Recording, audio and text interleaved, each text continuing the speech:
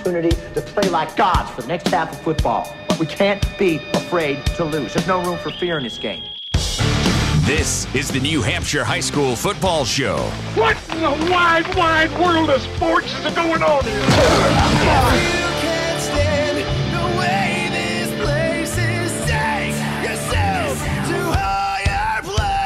I don't want them to gain another yard. You blitz all night.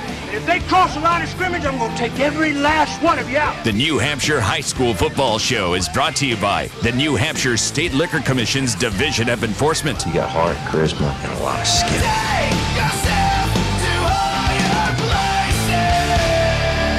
And now, here are your hosts, Pete Terrier and Dave Haley from NHSportsPage.com. Clear eyes, full hearts. Let's go play some football.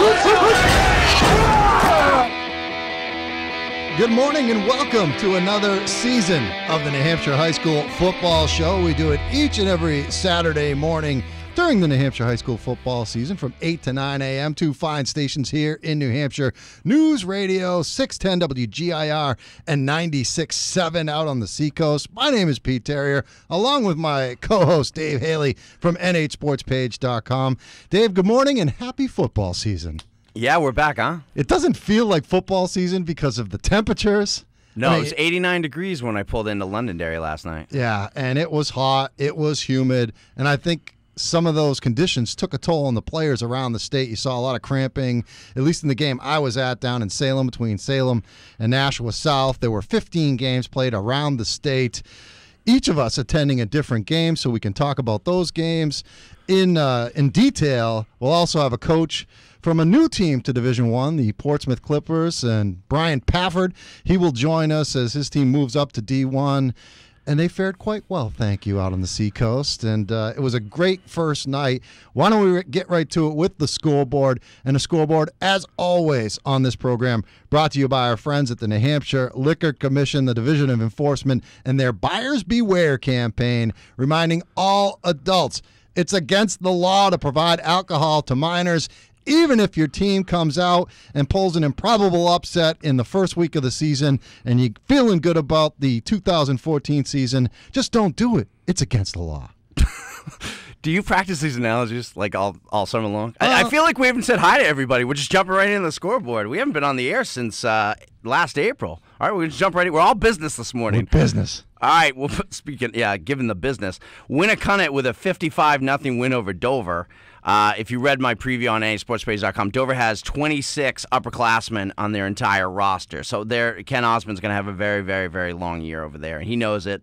They know it. They've got 40 freshmen at least. But Winnicott rolls 55-0. I'm going to guess that kids in the band were able to get into the game late in this one. So I'm sure all the parents were very happy. No playing time issues over there last night. But 55-0 Dover and a Seacoast win there.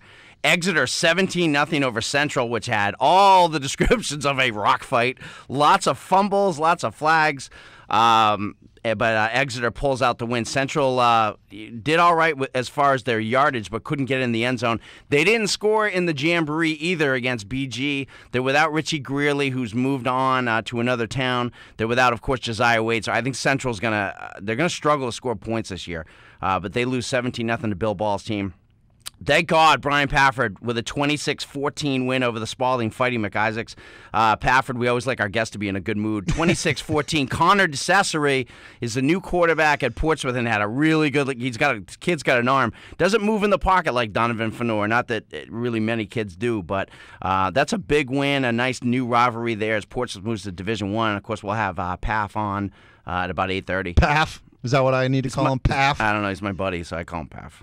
There you go. Inside stuff. Bedford 41-7 over Memorial. Bedford's a very, very good football team under Kurt Hines. Mike Vale is playing quarterback for them. We're going to probably see them next week. We're talking about before the show that we probably going to bring the cameras over to Portsmouth next week for Portsmouth-Bedford, which used to be a little bit of a rivalry. Yeah, a little contentious. Probably the accurate description of that rivalry. And they'll get it back going again next Friday night, so we'll be there. This one was interesting. Concord 26. Their defense of their title begins last night. 26-20 win over Goffstown. And Goffstown, I believe, was out their quarterback, Casey Gervais, who has a shoulder injury. I'm pretty positive. Yeah, he did not play last night. Okay, they got a great running back, Connor Bork. Terrific. But they threw the ball 45 times. They did? Yeah. I mean, Goffstown I like a lot. You know, I said that in the previews. I picked them third in that division right behind Bedford. And Concord, but 26-20, they do very well. Justin Huff does a really nice job over there. Good coach. Game I was at last night with Jennifer Chick, Londonderry 28-6 over BG. I'll tell you all about this one as we get going, but Mike Ryan, that's my guy. The name to watch. It's my whoopee. I have a football whoopee this year. And Wendy it's and Michael Gabriel. Ryan. Yeah, Michael Ryan. I had my basketball whoopee was Wendy and Gabriel last year. I'll find a new one this year. Probably Colby Wilson. But in Londonderry was really fun to watch last night. I'll get back more into that as we move along. But 28-6 over BG, obviously a very good one.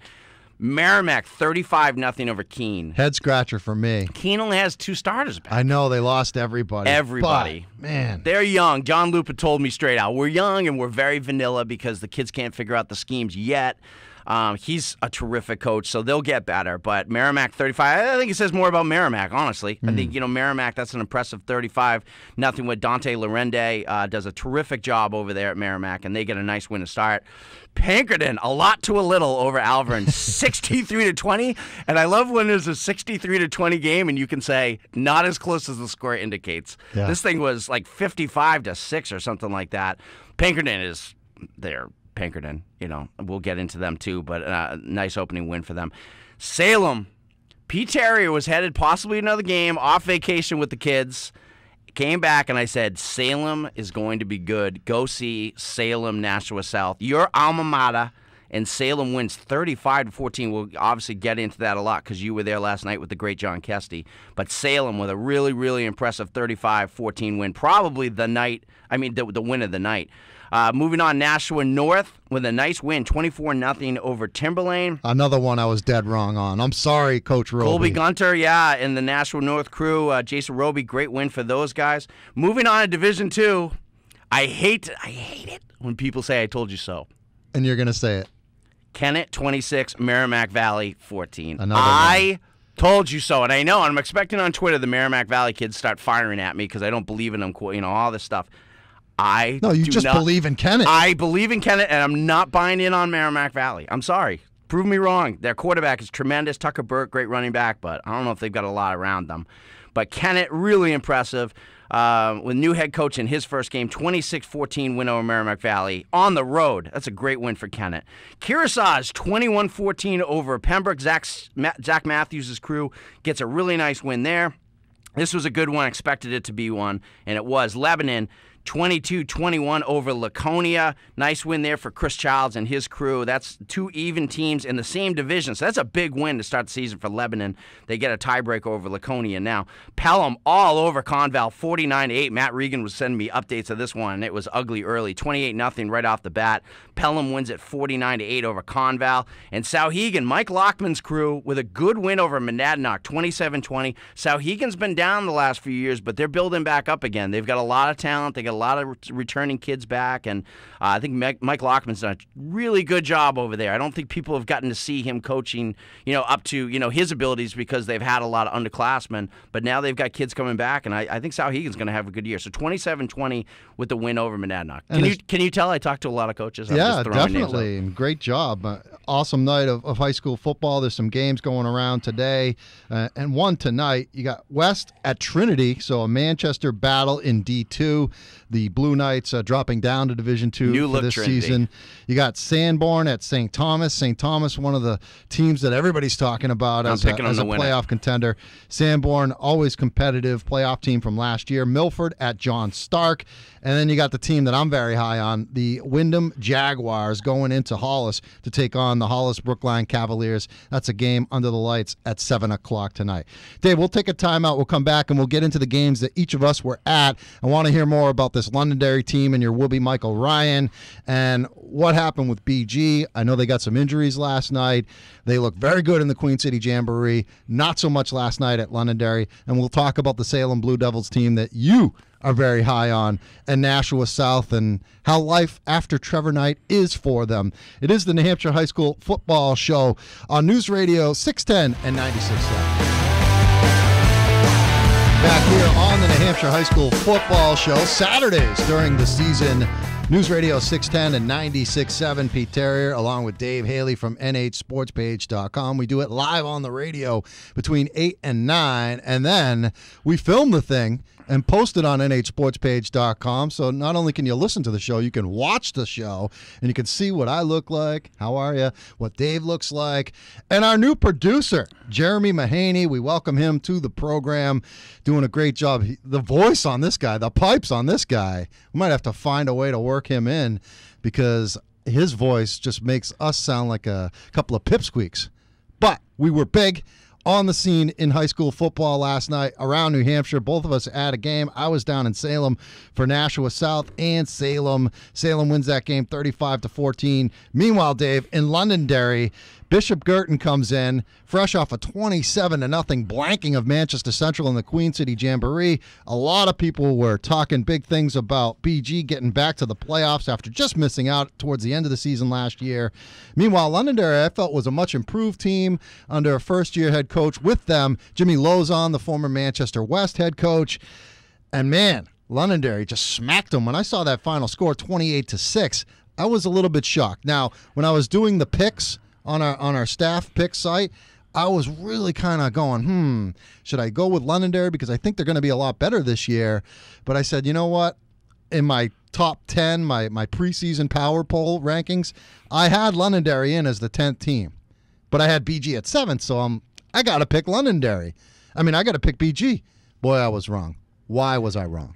Well, first of all, it was 14-6 for quite a while. It was 14-6 at halftime, Londonderry. And then the third quarter was really the difference in that game. And what happened is BG controlled the clock almost entirely the third quarter. Now, Jackson Hausman got hurt, which is a big loss for BG. I don't know how hurt. He was carted off the field, so he didn't walk off. Never a good sign. Yeah, it's not a good sign. So it wasn't cramps or anything like that. One of the Londonderry kids cramped up pretty good, but this wasn't that, and it was after a run.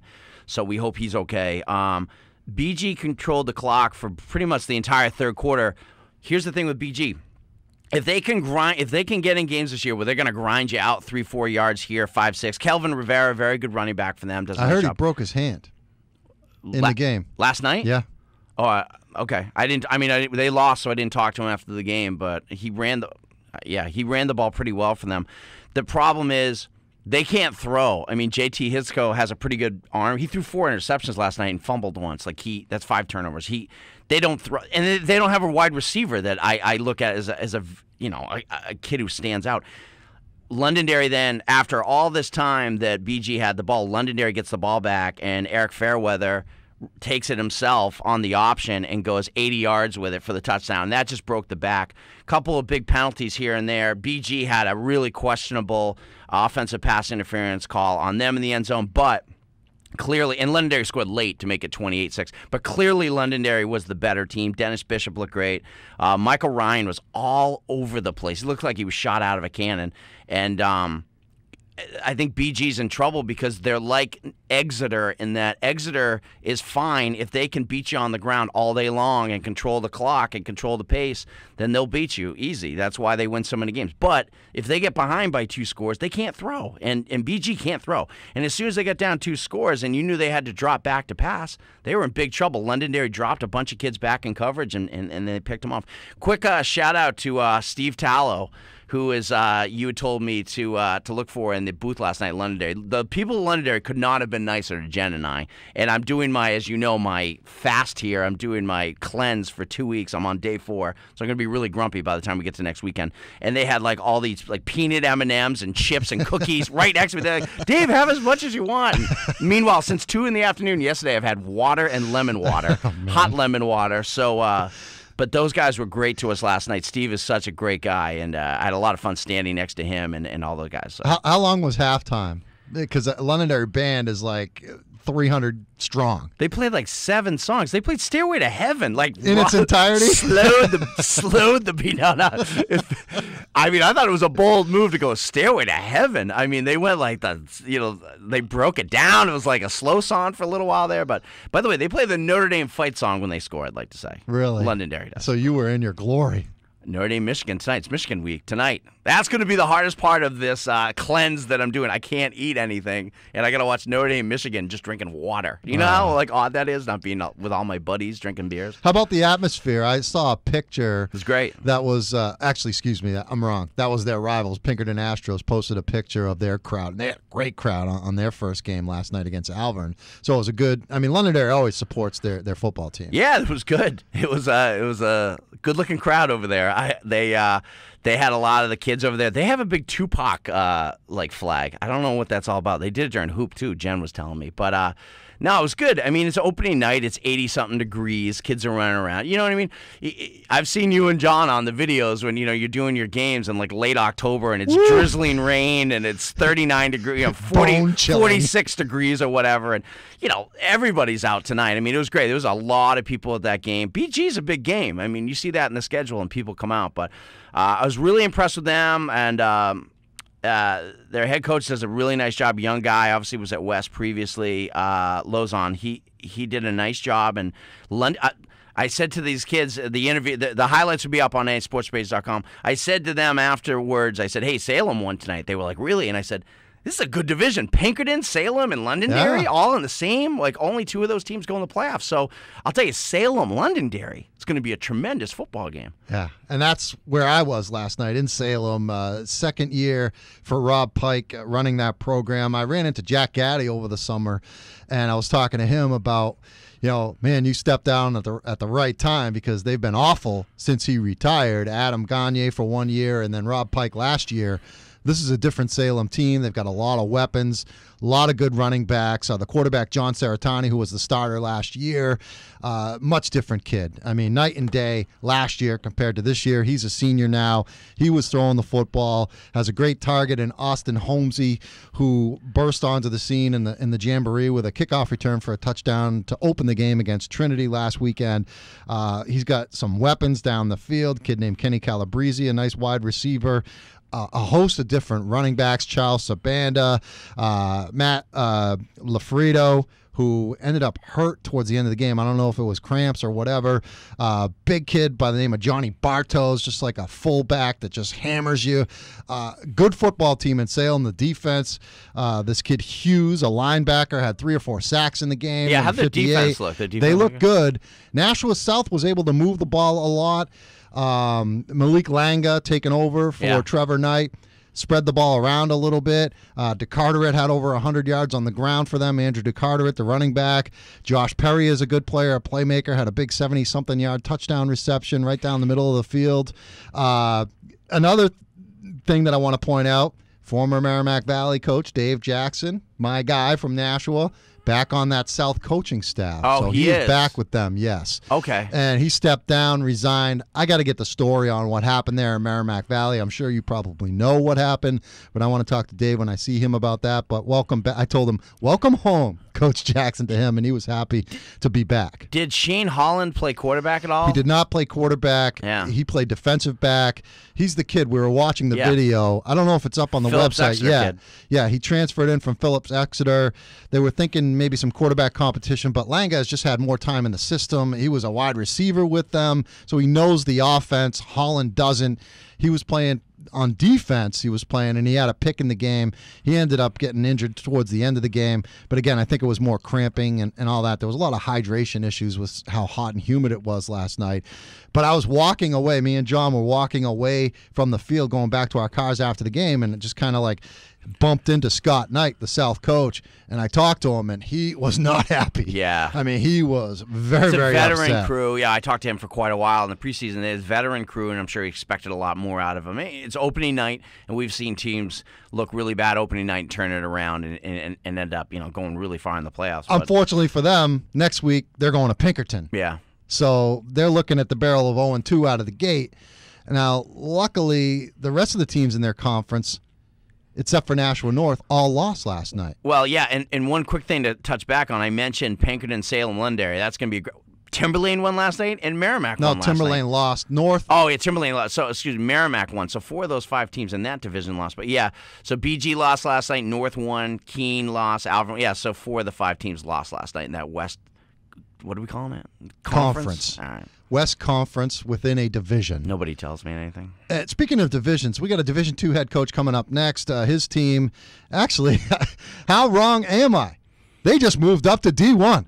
Got to get used to this stuff. Every year there's little tweaks. Luckily, there wasn't too much movement. There was some teams moving from conference to conference, but one team in particular moved up from D2 to D1, the Portsmouth Clippers, and boy, they look like they don't miss D2 at all after beating up on Spalding last night. We'll talk to Coach Pafford when we come back, when we return to the New Hampshire High School Football Show, News Radio 610 and 96.7. A new generation of talk radio. The New Hampshire Insider with Paul Westcott. Well, I don't know anything about that. I do know Paul Westcott. Great guy who used to talk into this microphone, but Who? We got to get the right liners in there. The New Hampshire High School Football Show. Week 1 of the season, the 2014 season. Did I get fired for Paul Westcott? No. Paul would be sitting Fired in my me chair. on the air in front of everybody? He would be sitting in my chair. Oh. He could talk some You got serious conservative politics, I'll tell you that. He'd be a lot of fun to talk to. Oh, he's a great guy, Talk actually. football. He's a good guy, although he's a New York Giants football fan. But no, this is the New Hampshire High School Football Show. We bring it to you Saturday mornings between 8 and 9, live on the radio, 2 fine stations. The legendary News Radio, WGIR 610 out of Manchester. We also got the Seacoast signal for you, 96.7 in Dave Haley country. Dave Haley from nhsportspage.com. Lining up our first guest of the season, Brian Pafford from Portsmouth. MIA no-show. What's going on, Coach Pafford? He's probably Don't still. you have people out there thought he was your boy, Paff? He's still in Rochester celebrating, I think. I think he was toilet papering Justin McIsaac's house earlier this morning, and probably not back from that yet. So. Well, an impressive performance by the Clippers. They are back in Division I, and they beat Spalding 26-14. We will talk about that game when we do get Coach Pafford on the line. But I kind of wanted to go around and talk about some of these other games we haven't quite touched on and look at some stuff that kind of raised our eyebrows. I mean, is there one game that kind of stood out to you? To me, it was probably that Merrimack, Keene blanking. I mean, Merrimack was scoring tons of points last year. They couldn't stop anybody. And against the better teams, they couldn't score. Now, last year, Keene was in the Final Four of Division I. They had a great team, but a senior-laden team, and they graduated just about everybody. So it's a rebuilding year for Coach Lupa out there in Keene, but I did not expect 35-0. That's by far not the most surprising game to me. I mean, I can talk about that because, you know, they only have 2 starters back, you know, and they got a ton of young kids. Dallas Landry's their new quarterback there.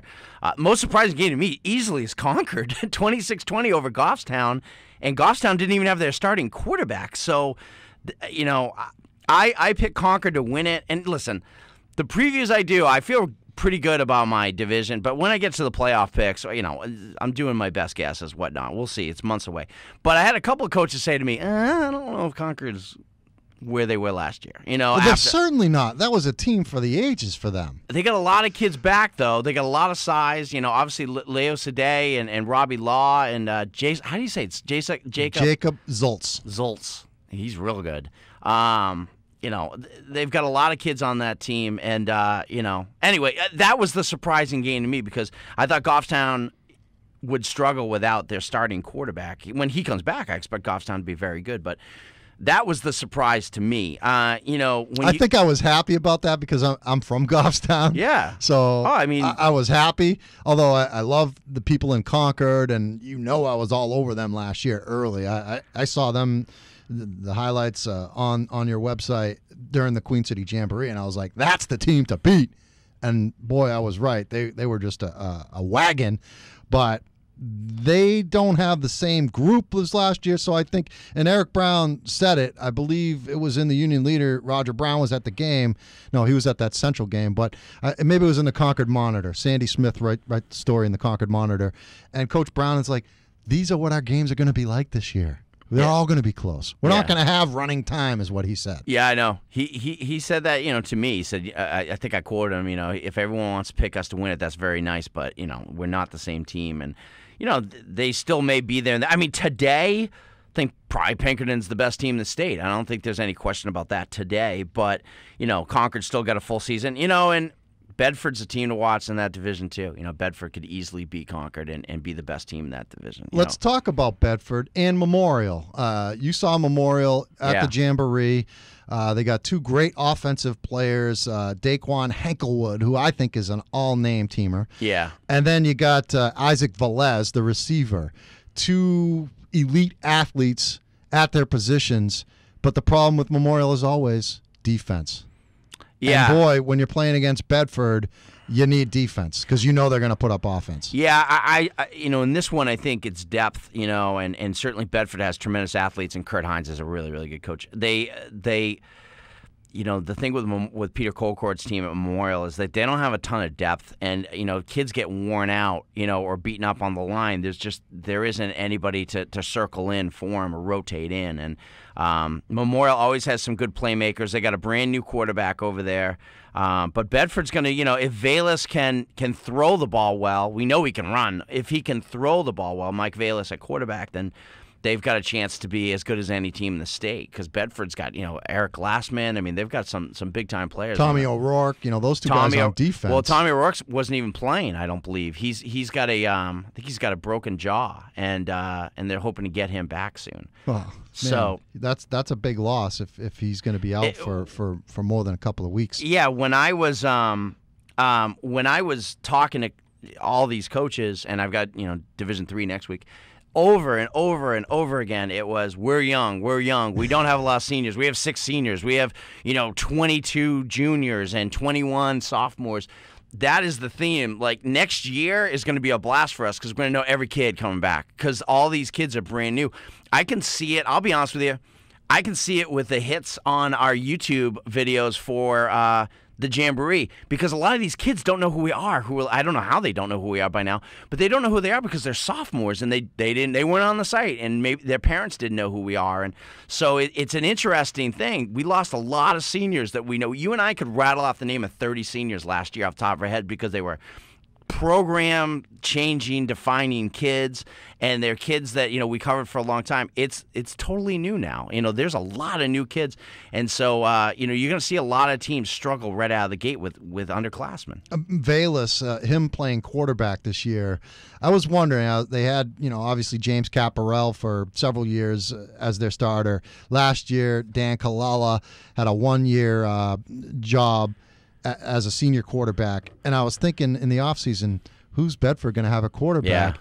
And then I heard that it was going to be Valus, and I was like, what was I thinking? Perfect. Yeah. I mean, I'm sure he could play quarterback. He can run, can he throw? Oh, I got a quick little update just before I forget. James Caparell, our old buddy there, is the backup quarterback as a redshirt freshman at URI. His father was, who I've always emailed back and forth with, great guy, email me, let me know. So James Caparell is the backup quarterback at URI now as a redshirt freshman. So Bedford kid, obviously, and one of our favorites. But yeah, I mean, Valus is tremendous. If he can throw the ball and he can learn to read defenses, which I'm sure he will. That whole family, I think they just are born just knowing how to play football. Oh yeah. Yeah. And things are good in Bedford. I got the rosters. I was compiling the rosters for all the teams over the course of the week. And I get the Bedford roster, and I print it out 3 pages long. Oh, I mean, they are just stacked top to bottom in that program. All right, we'll take a timeout. We will come back, continue to go around. I want to talk about the Power Poll, which the first week edition of the regular season Power Poll will be debuted on Monday morning. Kelly Brown on the Morning Buzz will debut it at 7:30 in the morning. I had to do my top 10 for the preseason, and I'll tell you, when I was doing it over a week ago, this was before the Queen City Jamboree, I was like, man, this is such a crapshoot. So we'll talk about how I saw the top 10 and how horribly wrong I was with some teams and how right I was with others when we return to the New Hampshire High School Football Show on News Radio 610, our final segment of the day.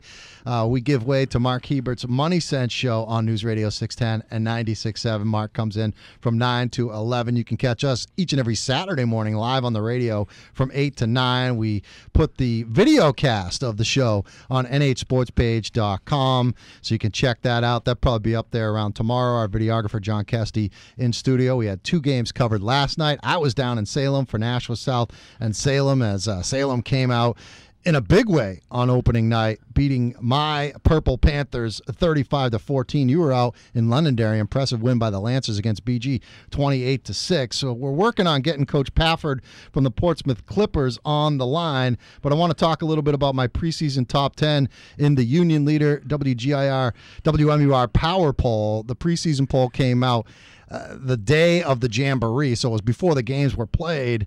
And here's how I saw it. I had Concord 1, Pinkerton 2, Nashua South 3. Dead wrong about that. Bedford 4. I'm definitely going to move Bedford up. I had Exeter 5, Wyndham 6, BG 7. Got to move them down. Plymouth, Portsmouth, and Londonderry were my 8, 9, 10 teams. I feel pretty good about all those picks. I'm just wondering your thoughts. Plymouth is going to be a little down. I mean, not down.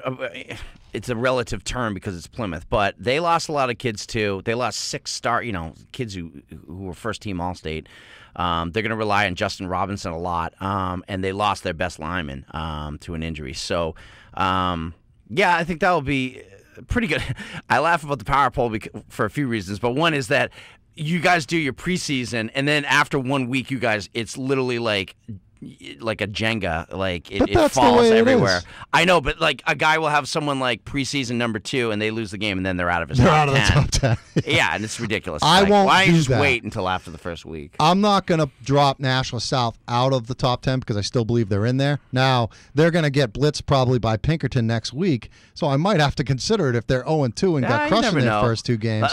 But they had a tough schedule to open the season with Salem and Pinkerton. Londonderry's got Timberlane next week, so they got a chance to go 2-0, you know. And they're going to move up. I got them at number 10. Yeah. The number 9 team in my preseason power poll was the Portsmouth Clippers. I said, hey, they are moving up to D1, but I still feel that they can make the move up and do quite well, thank you. And boy, did they last night in Rochester. It was Portsmouth beating up on Spalding. They actually took a 20-0 lead. They ended up holding on and winning the game, 26-14. We got the head coach of the Clippers on the line now, Coach Pafford. Good morning. A little bit late. We had to give you a wake-up call, but we do appreciate you coming on. We are a little bit late, yes. I came home and I sat in front of watching Bedford until about 2:30, and then I never plugged my phone in. I love coaches and their phones. Come on, Paff. You know, you're the only coach I can text with, and you actually respond to it. But is it true that you were in Rochester last night toilet papering Justin McIsaac's trees in front of his house? Is that true or not true? That's a report. I couldn't find his house. We drove around a couple neighborhoods, and I couldn't find it, but I was going after him. No question. Those are bad neighborhoods anyway. Tell us about last night. I heard Connor DeCesare, first-year quarterback, but got a lot of time for you last year and really has a good arm. When you and I talked in the preseason, you were really excited about him. Tell us about Connor DeCesare last night against Spalding. And that was, by the way, congratulations. That's a terrific win last night. Yeah, thank you. Connor, what can I say? He's played he did what we expected him to do. He may be a first-year starter, but he's been around long enough. He knows the system. He's a smart kid. He's worked his rear end off to get where he is. The best part of his game last night was his play calling and checks. Because as you know, we put the quarterback determines where the ball's going, and actually 2 of his touchdown passes were checks. So. And how about Joey Ozier, who did it both catching the ball and running the ball? He's another kid who saw some time last year on that team that went to the championship game in D2 and lost in heartbreaking fashion against Plymouth. But he's a kid that you plugged right in there, and he was making plays all over the field. Yeah, Joey had a great game. Joey has a motor that never stops. We have to pull him back in practice at times and just put the leash on him a little bit. But he filled in, did a great job last night. He actually played for us as a freshman. He's one of maybe a handful of freshmen that's seen the field for us for the 20-plus years I've been there. He can do it both sides. And, again, he's another – what we're blessed with is these smart kids that know and understand football and want to understand it at that next level for a high school kid. When we talked recently, Mikey Torr who is an all-state player for you, as a running back. The kid's a house. and reminds me of Jerome Bettis. But he's also plays on your defensive line, really strong kid. He's out for the first 2 games, unable to play, and you were worried, I think, a little bit about Spalding's ability to go up the middle on you or to control the line of scrimmage. How did that play out last night? Yeah, great game plan by Coach Kevin Mills. It was phenomenal. They run an old school offense, and we went right back to an old school defense and just did some submarining up front to not let the linemen get going. And as you can hear, I was yelling a lot last night because the horse was scratchy. Football coaches and yelling? Come on, that doesn't happen. I'm wondering about your mindset and the team's mindset with the move up to D1. I mean, you guys were in D3 not long ago.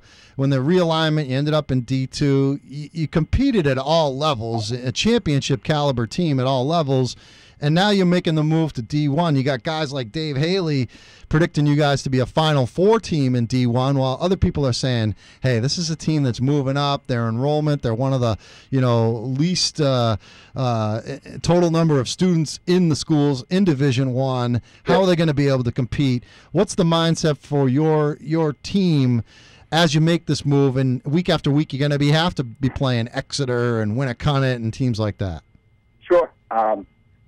We have embraced the challenge, and the kids have embraced it.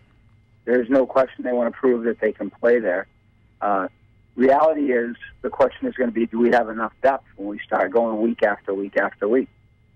It almost kicked in a little bit last night. We're a little thin. Our ones are solid, and then we go to pretty much all sophomores after that.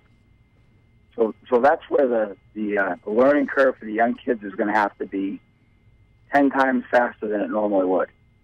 And actually, a couple of them stepped up last night when we started cramping up in the heat. So, you mentioned you were watching film on Bedford last night, and we mentioned earlier in the show we're going to be there with the cameras on Friday night for that one in Portsmouth. It should be a lot of fun. That was a pretty testy rivalry a few years back. I can remember there's some championship games when you guys against Bedford, but.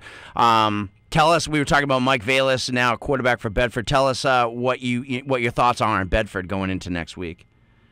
Yeah, they are as built. They are fast across the board, not overly big. Very obviously, styles are incredibly similar. I think you'll see a lot of balls in the air next week. We threw 30 times last night, and my guess is, they were up there around 20 plus. Didn't see his numbers, but and he's a player. But they're surrounded with some athletes around him too, so we'll see if we can keep them off our back on defense coming at us, and hopefully we win the game. Coach, want to ask you about coaching a child on the football team, and your situation is a little bit different because your daughter is the place kicker for your Portsmouth Clippers football team, Isabel Pafford. What's that like? I mean, I remember talking with Scott Knight and his son Trevor, stud quarterback for Nashville South for 3 years. Now he's at UNH, and the relationship between coach and son on a football field. I got to wonder if that's a little bit different, coach and daughter. Are you're protective of your little girl, and you don't want her getting hurt. Are you ever concerned about that, or is it just part of the game? Yeah, I am as far from that as possible. If she wants to play and she wants to stick her nose out there, hey, she has the risk of everyone else. So, no, but our coaching staff is petrified she's going to get hurt. I am the only one that says, hey, no, she's out there. That's part of the game. What about her mother? How does her mother feel? She must be in support, too. Yeah. Anything that she wants to do and she wants to try, and any of our kids want to do something, we'll support them. And the reality is, I'm sure she's listening and downstairs that she knows that if she wasn't good enough, she wouldn't be there. And I tell her all the time, and she gets upset because a couple kids tried to kick, and I said, Isabel, if he's better, he's kicking. That's just the way it is. And she gets mad at me. But, oh well, that's the way it is. Yeah, teenage daughters, they're like that, right? That's what Dave has to look forward to. Yeah, we don't even want to get into the coaching a daughter as opposed to a son. That's a whole different story. Yeah, my situation with my 7-year-old daughter, she tried to drive 2 of the Barbie little cars with 4 Barbies in them at one time on the floor, on the rug. And I said absolutely not. And if there's a kid who comes into my house and can move those Barbie cars better, that kid's going to do it. I'm going to allow that kid to move that thing around. So we'll also talk about coaching girls as you get older, Dave. Well, Coach, you can get back to that Bedford film, and we really appreciate the time you coming on, and we'll see you out there at Tom Dobney Field in Portsmouth for that Bedford game on Friday night. Hey, we will see you next week. Hopefully we'll give you a good one. All right, thanks, Coach. Thanks, guys. Brian Pafford, head coach of the Portsmouth Clippers. Welcome to Division I. They knock off Spalding 26-14. It was a 20-0 game in the first half, and it looked like Portsmouth was going to romp. But Spalding, gutty team, gutty performance. Kid Matthias, Brandon Matthias, I believe is his name. Breakout performance in the second half, couple of touchdown runs to get the Red Raiders back in it, but Portsmouth prevails. And, hey, you know what? They just seem to be a team that just responds to these things.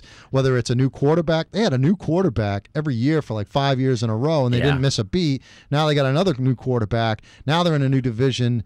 But I just think that Portsmouth program, they got real good athletic programs. They got really – it starts at the top with Russ Wilson, who's their AD, who's tremendous, and then – their coaching staff, you mentioned Kevin Mills, but Johnny Iafola, Tim Hopley, Pafford, and all those guys they do such a good job. And they always have kids that can throw. And they got a freshman who's coming along who's going to be good down the line for them. So, I mean, they've always got it, and they're smart enough to spread those athletes across the field. And so a team like Exeter – I picked Exeter to win that conference, but Exeter is going to have to get out and cover those kids in space. And Exeter certainly has the athletes, and Bill Ball is smart enough to figure it out. But, I mean, that's a little different for some teams. They don't see that every day. And, Portsmouth's not an easy matchup for anybody. Final minute and a half of the program. Let's go over quickly some of the games on tap for today. Gill Stadium in Manchester, 1 o'clock kickoff. West and Trinity.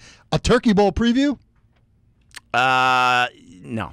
I didn't think so. Not even close. Sanborn at St. Thomas. A lot of people talking about St. Thomas. That's a good football team over there in Dover. 1:30 kickoff for that game. Milford at John Stark. You told me something about the John Stark head coach. Said he's the nicest guy in the world. Is that the term you use? One of them. They all share my heart. All of them. All 25 or 30 of them. But no, he's done a really good job. Jim O'Rourke over there, and they've got 2 sophomores to keep an eye on. Cooper Gorski, who's a wide receiver, and Drew McQuarrie, who's their quarterback. 6'3", 200, slings it like Drew Bledsoe, I imagine. But John Stark, they're going to be a lot more competitive, and they're building up. They're building up over there, so it's nice to see. Final minute, we got Wyndham at Hollis Brookline. A lot of people high on Wyndham. Wyndham's a wagon. I told Bill Raycraft, the head coach, that I'm very high on his team, and he said, look, I think we're going to start off a little slow, but we'll be there at the end. They're everybody's favorite. I picked St. Thomas to win in the end, but, I mean, whatever. Wyndham is everybody's favorite. They've got a ton of kids. They're tremendous. Bill does a great job over there. So they're going to be fun to watch. We'll have to get out and see, though. A lot of teams we want to get out and see. I want to cover a lot of different teams this year. Great first show in the books. Want to thank John Kesty from nhsportspage.com for coming in here and filming this thing. We'll have it up on the website at some point, either today or tomorrow. Our new producer, Jeremy Mahaney, great job, flawless job on the first show. For Dave Haley from nhsportspage.com, I'm Pete Terrier. You want a final word, it looks like? Notre Dame 31, Michigan 21 tonight. Book it. How about New England Patriots, Miami? They'll win, too. Those games are always tough, though, in the heat. We got Mark Hebert's Money Sense coming up next on the radio, News Radio 610 and 96.7.